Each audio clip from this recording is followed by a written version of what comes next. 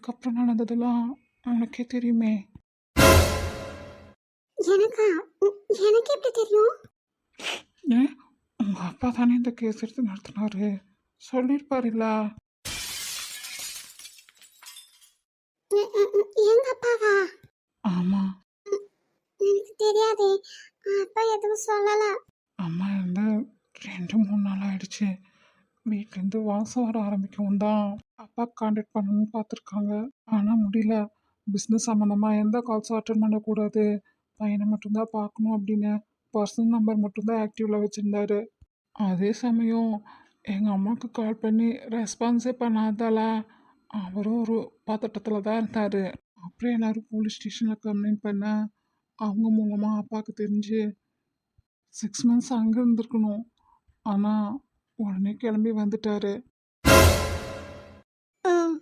அப்போ ஆமாம், எங்கள் அப்பாவுக்கு இன்ஃபார்ம் பண்ணது உங்கள் அப்பா தான். அப்பா அவர் தானே கமிஷனராக இருந்தார். அப்பா வரதுக்குள்ளே வீட்டெல்லாம் உடச்சி பார்த்தாச்சு. அப்புறம் தான் தெரியும் அம்மா இறந்தது. இடி மின்னல் மழை, இபியில் ஏதோ ஷார்ட் சர்க்கியூட் ஆகி ஏசி கண்டிஷன் மோசமான நிலைமைக்கு போய் அதனால தான் அம்மா இறந்துட்டுதா ரிப்போர்ட் கொடுத்தாங்க. அம்மாட்ட வாசம் வந்தாங்கட்டி தானே அப்பாவை உடனே வர வச்சாங்க. அதனால் செய்ய வேண்டிய காரியெல்லாம் உடனே செய்யணும்னு அப்பாவே செஞ்சிட்டாரு. அப்படி உங்க அம்மாவை பார்க்கலையா? அப்போ நானும் ரொம்ப சின்ன பையன். சேகருக்கு வேற லங் ட்ரான்ஸ்ஃபர் ஆயிருந்துச்சுல. 6 மந்த்ஸ் ஃபுல் ரெஸ்ட்டில் இருக்கணும் அவள். அதனால் நாங்கள் 2 பேரும் ஆசிரமத்தில் தான் இருந்தோம். எங்களை கவனிச்சுக்க ஆள் இருந்தது. அண்ணன் ஹாஸ்டல்லையே தான் இருந்தான்.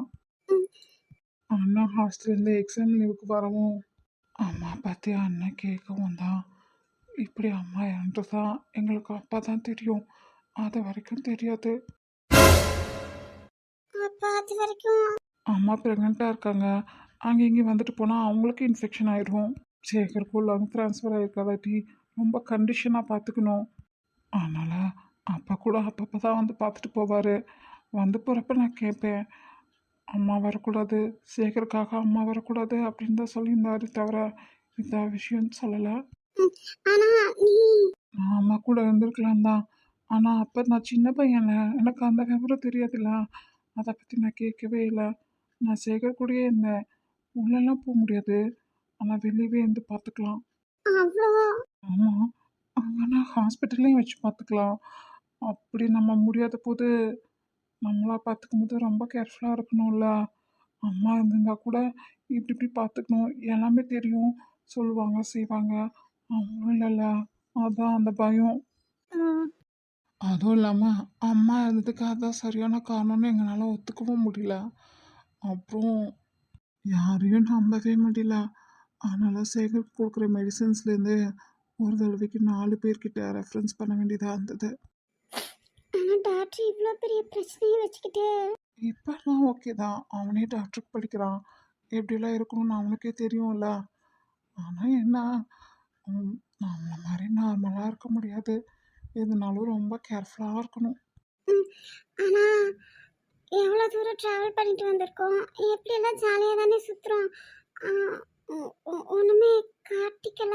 இதெல்லாம் காட்டிக்கிறதுக்கு என்ன இருக்குது, சின்ன வயசுலேயே பண்ணிட்டா அந்த பெயினோ பயமோ தெரியாது அப்படிங்கிறதுக்காக தான் நான் அப்போவே பண்ணினது.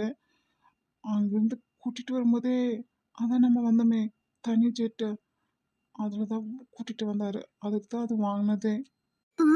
அப்போ டாக்டர் நீயும் இங்கெல்லாம் என்ன அதில் தான் போயிட்டு வருவீங்களா? ரொம்ப லாங் போகிறதா இருந்தா ரொம்ப டஸ்ட் அலர்ஜி பொல்யூஷன் அதெல்லாம் இருக்கக்கூடாதுல்ல. இதுவாக இருந்தால் இப்போ நம்ம டெல்லியிலேருந்து இங்கே வரக்க ஒரு 4 ஹவர்ஸ் ஆகுதுன்னு வச்சுக்கேன், 2 ஹவர்ஸில் வந்துடலாம். அந்த மாதிரி அதுக்கு ஏற்ற மாதிரி அவன் ஃபுட் ஐட்டம்ஸ் எடுத்துக்கிட்டு பார்த்துக்கிறான்ல. அண்ணன் தீபாவளி முடிஞ்சு ஊருக்கு போகும்போது பார்த்தது, சேகர் ஆப்ரேஷனுக்கு முன்னாடி ஊருக்கு போகும்போது பார்த்தது, நான் அன்னைக்கு ஆசிரமத்தில் பார்த்தது, அவ்வளோதான். அதுக்கப்புறம் எங்கள் அம்மா பார்க்க முடியல. ஆனால் ஒன்றும் அஜய், நடந்ததுக்கும் உனக்கும் எந்த வித சம்மந்தமும் இல்லை. அந்த சொல்கிறான் அப்படிங்கிறதுக்காக நீ ஃபீல் பண்ணிட்டு இருக்காத. இல்லாமோ அந்த சொல்கிறதுலையும் ஒரு அர்த்தம் இருக்குல்ல. எங்கள் அம்மா என்னை வந்து கூப்பிட்டாங்களே, நான் வீட்டுக்கு வந்திருந்தேன்னா இந்த மாதிரி நடந்திருக்காதுல்ல. இதான் நடக்கணும்னு விதி இருக்கும். நம்மளை படித்த கடவுள் எப்போவோ அதுக்கான ஸ்கிரிப்டை எழுதி முடிச்சிருப்பாரு. அதுவும் இல்லாமல் நம்ம எங்கே ஓடி ஒழிஞ்சாலும் நம்ம கர்மாவோ விதியோ நம்மளை விடாது. நடக்கணும்னு நிற்கிறது நடந்தே தான் தீரும். ம், எனக்கும் கஷ்டமாக தான் இருக்கு, இல்லைன்னு சொல்லலாம். ஆனால் அதுக்கெல்லாம் நீ தான் காணும், நீயாவே நினச்சி ஃபீல் பண்ணிட்டு இருக்காத. என்ன, நடந்தது நடந்துருச்சு, நடந்து முடிஞ்சிருச்சு. இனி யார் என்ன பண்ணாலும் போன உசுரை திரும்பியா கொண்டு வர முடியும்? முடியாதுல்ல. அப்புறம் உங்கள் அம்மா ஒரு டேஞ்சரஸ் பார்ட்டி அப்படின்னா கூட யோசிக்கலாம். ஆனால் அப்படிலாம் இல்லைல்ல, நல்லவங்க தானே. உங்கள் அம்மாவே என்ன நினைப்பாங்கன்னா, என்னை விடுங்க, நீங்கள் எல்லாரும் இருக்கீங்களா, உங்களோட வாழ்க்கையை நீங்கள் வாழுங்க அப்படின்னு தான் நினைப்பாங்க. என்னன்னாலும் இப்போ அம்மா இல்லைங்க, அக்செப்ட் பண்ணி தான் ஆகணும். இத்தனை வருஷம் ஆயிடுச்சுல்ல. அதுவும் இல்லாமல் உனக்கு மட்டும்தான் அம்மா இல்லையா என்ன? உலகத்தில் எத்தனையோ பேத்துக்கு அம்மா இல்லை, எத்தனையோ பேத்துக்கு அப்பா இல்லை, எத்தனையோ பேத்துக்கு குழந்தை இல்லை. இதெல்லாம் ஆயிரத்தில் ஒருத்தருக்காவது இருக்கிறதா. அக்செப்ட் பண்ணிட்டு மூவ் ஆன் ஆகிட்டு போயிட்டே இருக்கணும். இல்லாமோ இங்கே பாரு அஜய், எனக்கு சொல்கிறதுக்கு எல்லாமே ஈஸியாக இருக்குது, வலி அனுபவிக்கிறவங்களுக்கு தான் தெரியும் அப்படின்னு நீ நினைக்கிற. அது என்னமோ உண்மைதான். ஆனால் நம்ம கையை மீறி போய் தெய்வத்து கையில் இருக்க சில விஷயங்கள்ல நம்ம அக்செப்ட் பண்ணிக்கிறது ரொம்ப நல்லது. நம்மளோட மன நிம்மதிக்கு அதான் கரெக்டு. அம்மோ, நான் அதை சொல்ல வரல. ஐ மீன், நான் எங்கள் ஃபேமிலியோட சேர்ந்த நேரம்தான்.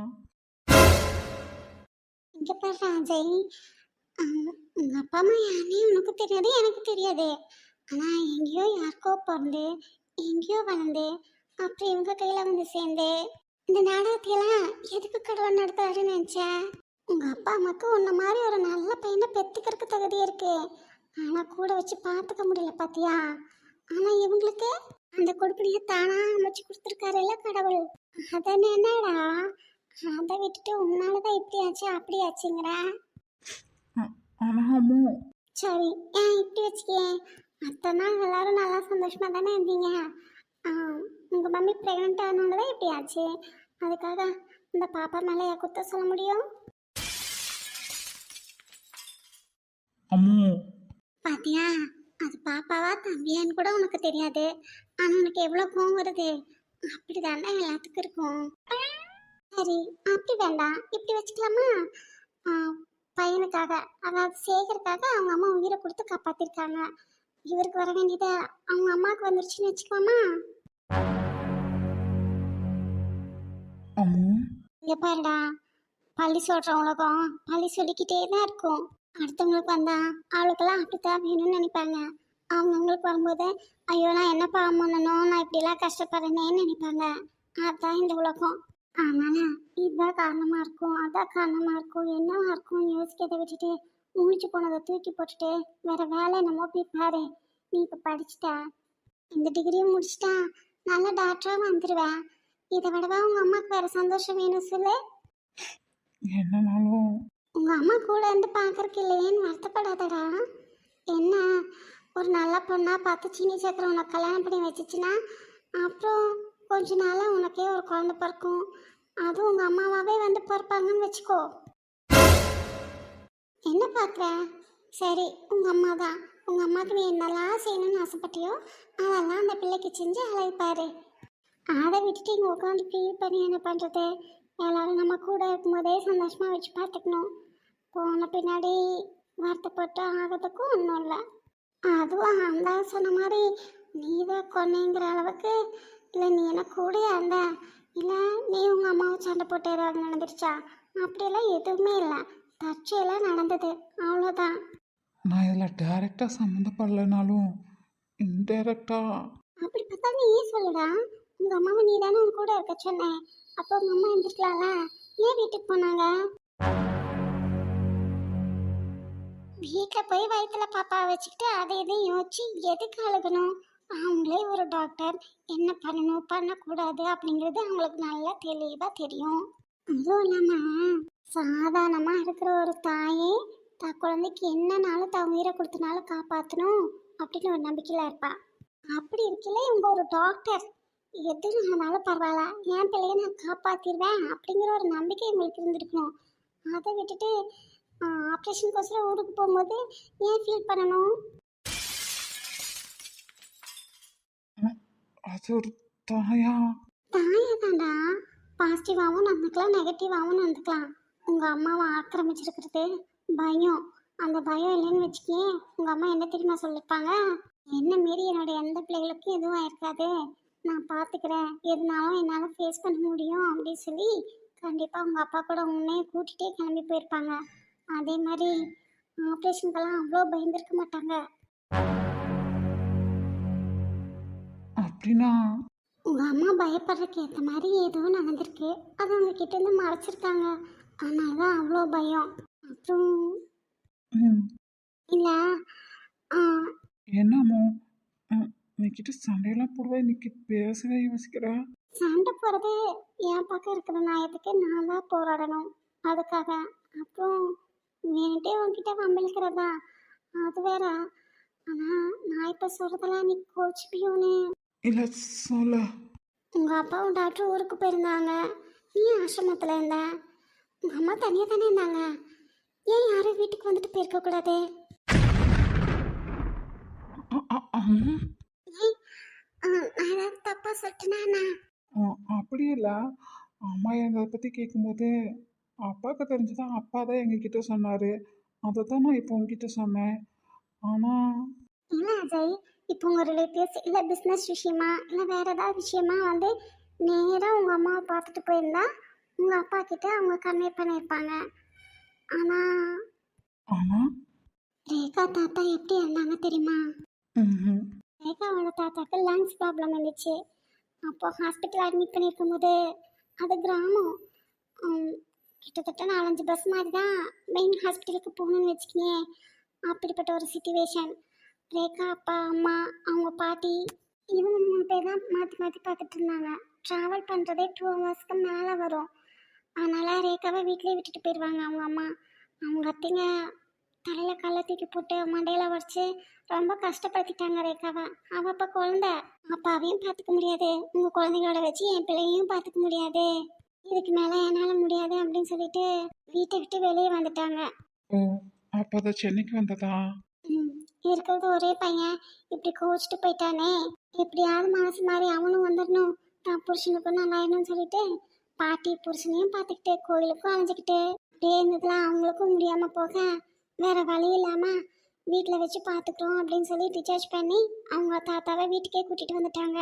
ஓ, அப்போ இவங்க கிராமத்தில் ஹாஸ்பிட்டல் ஃபெசிலிட்டிஸ் இல்லையா?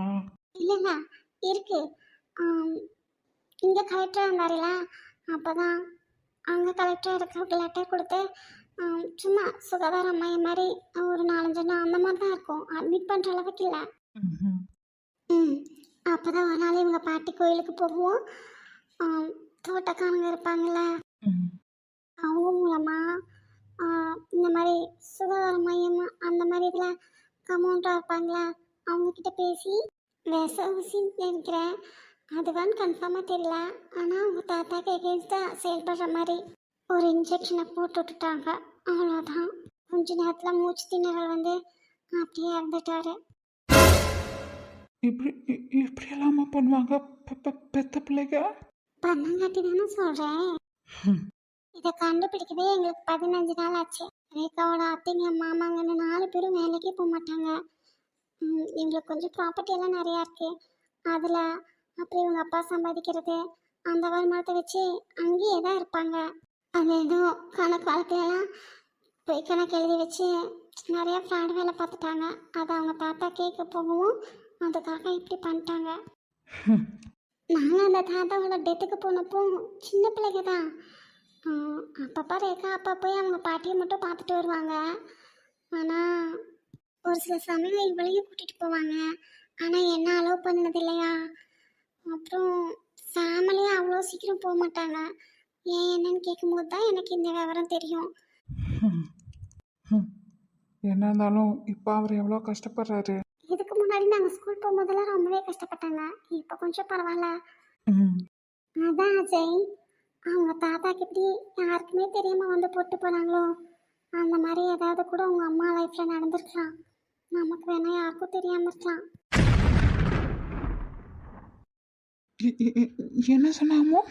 இங்க பாரு அஜய், நம்ம தான் நினைச்சிட்டு இருப்போம் கதவை சாத்தி வீட்டுக்குள்ள தானே இருக்கோம், யார் வரப்போறா, நமக்கு யார் வந்தாலும் தெரியும்லன்னு. ஆனா அப்படிலாம் கிடையாது.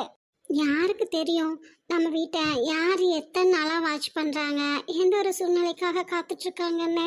அதுவும் மழை காலத்துல கண்டிப்பா நம்ம வெளியே வரவே மாட்டோம். ஏன்னா ஒயர் ஏதாவது அந்து தொங்கி அதுல ஏதாவது பிரச்சனை வரும். ஈரத்துல போய் நம்மளுக்கு உடம்பு முடியாம போயிடுச்சுன்னா அதுலயும் பிரச்சனை ஆகும். அதனால நம்ம சேஃபா இருக்கணும் தான் நினைப்போம். ஆனா எல்லாரும் அப்படி நினைக்க மாட்டாங்களா? அந்த சுச்சுவேஷனை டைரக்டாவோ இன்டைரக்டாவோ யார் எப்படி யூஸ் பண்ணிக்கலான்னு அவங்க மூளையை வச்சு யோசிச்சு என்ன வேணா பண்ணலாம்ல. அப்படியெல்லாம் பண்றவங்க நமக்கு தெரியாதவங்களா தான் இருக்கணும்னு அவசியம் இல்ல, தெரிஞ்சவங்களா கூட இருக்கலாம். வீட்டுல யாரும் இல்லைங்க தாட்டி வீட்டுக்கு மாடிக்கோ இல்ல கார்டன்லயோ யாரும் இருக்க மாட்டீங்க. ஏன்னா உங்க அம்மா தனியா தானே இருந்திருக்காங்க. மற்ற ரூம்ல யாரும் இருக்க மாட்டாங்க. உங்க அம்மா ரூம்ல மட்டும்தான் உங்க அம்மா இருந்திருப்பாங்க. அப்போ சிச்சுவேஷன் அவங்களுக்கு ஏத்த மாதிரி அமைஞ்சிருக்குல்ல. அப்போ இது நீ பிளான் பண்ணி பண்ண மாட்டேன்னு சொல்ல வரையா? கன்ஃபார்மா நான் அப்படின்னு சொல்லலாம். மேபி அம்மோ, கேஸ் டீல் பண்ணது உங்க அப்பா. இருக்கட்டுமே. எங்க அப்பா அப்ப எந்த சிச்சுவேஷன்ல இருந்தாரு? அது உங்க அப்பாக்கு தான் தெரியும். ம் அவருக்கு கிடைச்ச ஆதாரங்களை வச்சு அவர் கேஸ முடிச்சிருக்கலாம். ஆனா ஆனா அஜய், ஆம், நம்மளுக்கு ஒரு விஷயத்துல தெரிஞ்ச ஒரு பக்கம் இருக்கு அப்படின்னா தெரியாத ஒரு பக்கமும் இருக்கும். அம்மோ, சரி, உங்க அம்மா விஷயத்தை விடு. இப்போ நம்ம படிக்கிறோம்ல படிப்பு, அதான் அப்படியே தான் லைஃப் ஃபுல்லாக யூஸ் பண்ண போகிறோமா? இல்லைல்ல. அப்பப்போ நியூவாக ஏதாவது கண்டுபிடிப்பாங்க. அதுக்கான அப்டேட் நாலேஜும் நம்ம படித்து நல்லா தெரிஞ்சு வச்சிருக்கணும்ல. ம், அஜய், நீ இப்போ ஒரு டிசீஸ் பற்றி படிக்கிறேன்னு வச்சுக்கேன். அதுக்கு இந்தந்த மருந்தெல்லாம் தான் யூஸ் பண்ணணும்னு படிக்கிறேன். ஆனால் ஃப்யூச்சரில் அதுக்குன்னு வெவ்வேறு நிறைய மருந்து கண்டுபிடிக்கிறாங்க. அப்போ நீ அதை பற்றியும் தெரிஞ்சு வச்சிருக்கணும்ல. அதை எந்த அளவுக்கு க்யூர் பண்ணுது, எந்த மாதிரி பாடி கண்டிஷனுக்கு கொடுக்கணும், இந்த மாதிரி எல்லாம் அனலைஸ் பண்ணுவீல்ல. ம். நம்மள சின்ன பிள்ளையா இருக்கும்போது அம்மா தான் பெரிய வைரஸ். ஆனா இப்ப கொரோனா, அதுலயே இப்ப எவ்வளோ டிஃப்ரெண்டா வந்துருச்சு. ம். அந்த மாதிரிதான் எந்த ஒரு விஷயத்துலயும் நம்மளுக்கு தெரிஞ்ச ஒரு பக்கம் இருக்குன்னா தெரியாத ஒரு பக்கமும் இருக்கும். அப்போ நீ சப்போஸ் பிஸ்னஸ்லையோ இல்லை ஃபேமிலி சைடோ உங்களுக்கு வேண்டாத யாராவது ஏதாவது வேலை பார்த்து கூட அந்த ஏசி கண்டிஷன் மோசமாகி உங்கள் அம்மா இப்படி ஆயிருக்கலாம். அம்மோ, நான் இதை ஒரு யூகமாக தான் சொல்கிறேன். சிவப்பா, எங்கள் அப்பா அம்மா, அப்புறம் ஆரஞ்சு மணி எங்கள் அப்பா, இப்படி எல்லாரும் உட்காந்து கேஸை பற்றி டிஸ்கஸ் பண்ணும்போது இப்படியெல்லாம் கூட சந்தேகப்படுவாங்க. அந்த மாதிரி தான் நானும் சந்தேகப்படுறேன். ஆனால் உங்கள் அம்மா கேஸ் எப்படி முடிச்சிருக்காருன்னா அதுக்கு ஏதாவது காரணம் இருக்கும். அது அப்பாட்ட கேட்டால் தான் தெரியும். எனக்கு தெரிஞ்சு உங்கள் அம்மா இறந்து ரொம்ப நாள் கழிச்சு தான் மற்றவங்களுக்கு தெரியும். அப்புறம் அதை டெஸ்ட் எடுத்து பார்க்கும்போது கரெக்டான ரிப்போர்ட் கிடச்சிருக்காது. அந்த மாதிரி ரீசன்ஸாக கூட இருக்கலாம். ஆக மொத்தத்தில் உங்கள் அம்மா ஏசினாலையெல்லாம் இறந்துருக்க சான்ஸே இல்லை. எனக்கு அதில் சந்தேகம் இருக்கு. அதனால இனியாவது நீங்கள் எல்லாரும் பார்த்து கவனமாக இருக்கிறது நல்லது. என்னோட தனிப்பட்ட ஒப்பீனியன் தான். ம். அந்த வாய் பேசும்போதே யோசிச்சேன், இவ ஒரு வில்லங்க முடிச்சவன்னு. அதுக்கேற்ற மாதிரியே இவளை ஃபாலோ பண்ணி வந்தது சரியா போச்சு. நான் அவனை அதை இதையும் சொல்லி எல்லாத்தையும் நம்ப வச்சு அவனை வீட்டை விட்டு அனுப்பி சேகரை போட்டு தள்ளலான்னு பார்த்தா இவ பேசுறதெல்லாம் கேட்டா என்னமோ நம்ம காப்பு வைக்கிற மாதிரி இருக்கு. இனியும் தாமதிக்க கூடாது. சேகர் கண்டிப்பா நம்ம பொண்ணை கட்ட மாட்டான். சொத்தெல்லாம் நமக்கு வரப்போறதும் இல்லை. அதனால எவ்வளோ சீக்கிரம் முடியுமோ அவ்வளோ சீக்கிரம் அவனை போட்டு தள்ளுறது நல்லது. அதுக்கு முதல்ல இவனை போட்டு தள்ளணும். ரேகா, இதெல்லாம் கேட்டுட்டு ஏன் அமைதியா இருக்கீங்க? ரேகா, எங்க ரேகா? கூப்பிட்டீங்களாங்க? இல்ல, இதுல எங்க அம்மா இறந்தது மட்டும்தான் உங்களுக்கு புதுசு. மீதியெல்லாம் உங்களுக்கு தெரிஞ்ச விஷயம் தானே? என்ன என்ன சொல்றீங்க? எனக்கு புரியல. என்ன புரியல? புரியுற மாதிரி தானே சொல்றேன். எங்க அம்மா இறந்த விஷயம் மட்டும்தானே உங்களுக்கு தெரியாது? மீதி எல்லா விஷயமும் உங்களுக்கு தெரியும் தானே? மீதி எல்லா விஷயம்னா வேற என்னது? நீங்க என்ன சொல்ல வரீங்கன்னு? ஏன் நான் என்ன கேட்குறேன்னு உங்களுக்கு புரியல? எனக்கு லங்ஸில் ப்ராப்ளம் இருக்கிறது, லங்ஸ் ட்ரான்ஸ்ஃபர் பண்ணியிருக்கிறது, இதெல்லாம் உங்களுக்கு தெரியும் தானே? அதனால தானே நான் ஒரு தடவை இல்லை, பல தடவை உங்களை எனக்கு பிடிச்சிருக்குன்னு ப்ரொப்போஸும் பண்ணிட்டேன். அதை நீங்கள் அக்செப்ட் பண்ணிக்கவே இல்லை. அதுக்கு அதானே காரணம். நான் சாவ நாட்களை எண்ணிட்டு இருக்கிறது தானே காரணம். சொல்லுங்க. என்ன என்ன சொன்னீங்க? ஏன் சொன்னது தமிழில் தானே சொன்னேன், புரியல உனக்கு? நான் சீக்கிரம் செத்துருவேன்னு சொல்லி தானே நீ என்னோட காதலை அக்செப்ட் பண்ணிக்கல. இவன் படிச்சிருக்கலாம், திறமையானவங்களா இருக்கலாம், கோடிக்கணக்கில் சொத்து இருக்கலாம், ஆனாலும் ஆயுள் கம்மின்னு சொல்லி தானே நீ என்னை அவாய்ட் பண்ணுற? சொல்லு.